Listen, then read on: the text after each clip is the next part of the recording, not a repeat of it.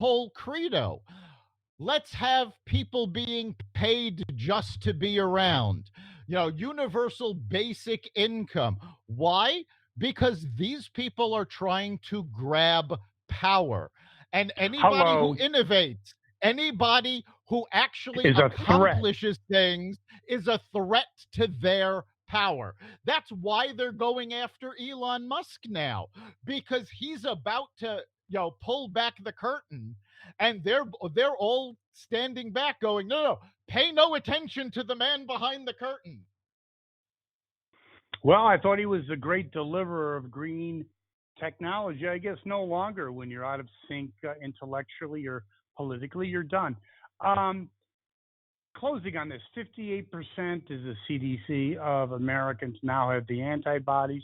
Was this whole shit we went through a bunch of shit?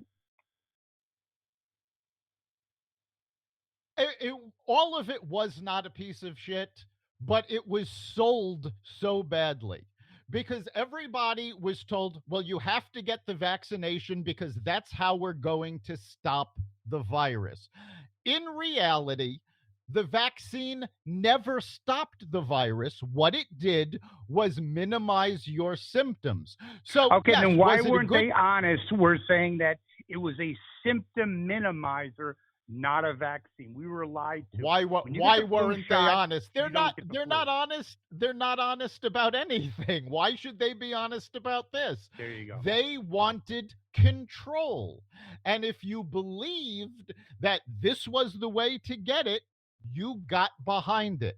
The fact of the matter is, every other vaccine has been studied for years before it was determined whether or not it stopped the disease that it was meant to stop.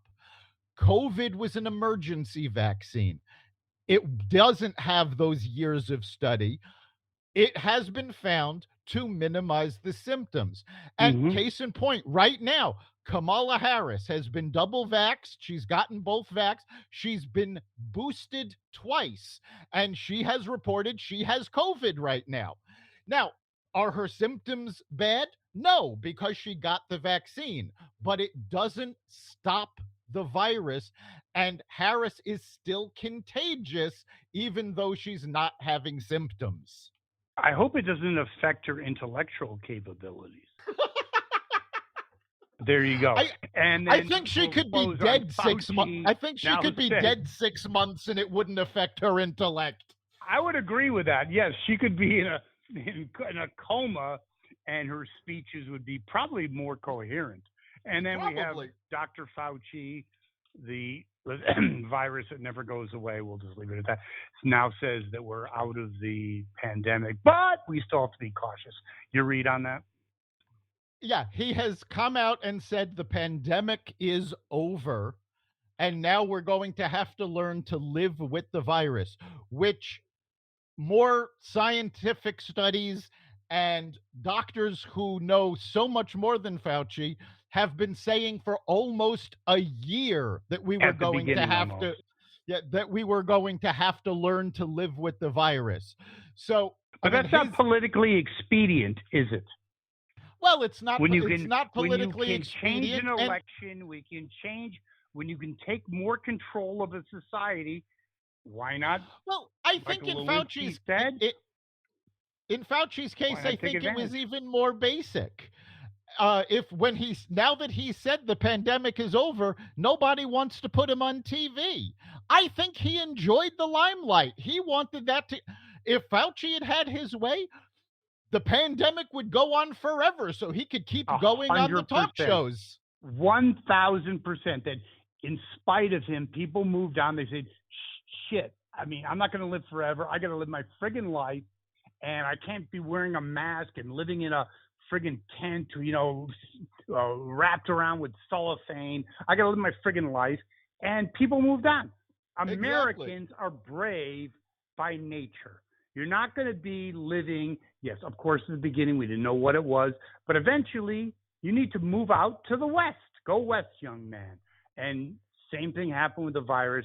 And I 100% agree with you that the train was leaving the station and he needed to claim on. He's not a young man.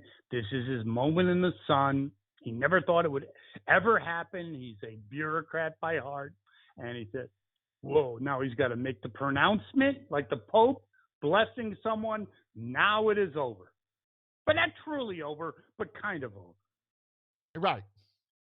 And again, it's never going to be truly over because this is a persistent virus. It's always going to be with us. It's just that now that we've got the antibodies and now that we've got new treatments coming out, It's a new flu. it's not going to be, what it was at the beginning. It's just going to be, oh, I've got it. I don't feel so well for a couple of days and then back to work. Dr. Lopkin, back to work we were today. Great show. And things are moving along splendidly, aren't they? They are. And if you'd like to comment on anything you've heard on this show, you can go to xvadio.com/connect. Let us know what's on your mind. And of course, you can catch this episode and all of our past episodes at xvadio.com/podcasts, the Carnivore Radio website, Apple Podcasts, Google Podcasts, Spotify, iHeartRadio, Stitcher, Audible, Amazon Music, and wherever you find podcasts. Thank you, Dr. Lopkin. Thank our listeners. We'll see you next time.